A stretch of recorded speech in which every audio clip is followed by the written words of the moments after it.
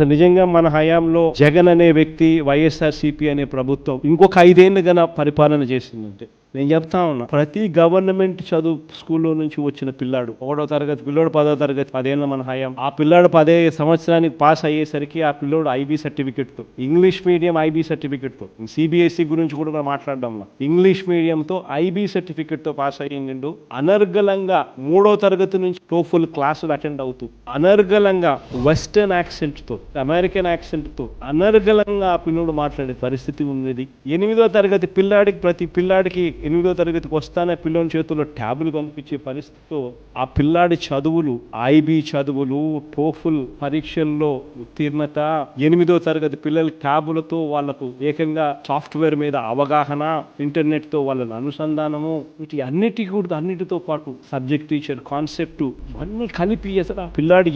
ఏ స్టేజ్లో వచ్చేవాడంటే అసలు ఉద్యోగాల కోసం ఆంధ్ర రాష్ట్రం ఒక గేట్వే అయ్యింది. అటువంటి కమ్యూనికేషన్ స్కిల్స్, అటువంటి నాలెడ్జ్ బేస్డ్ ఎడ్యుకేషన్ ఆంధ్ర రాష్ట్రంలో ప్రతి పేదవాడు, మిడిల్ క్లాస్ ఫ్యామిలీస్కు అందుబాటులోకి వచ్చింది.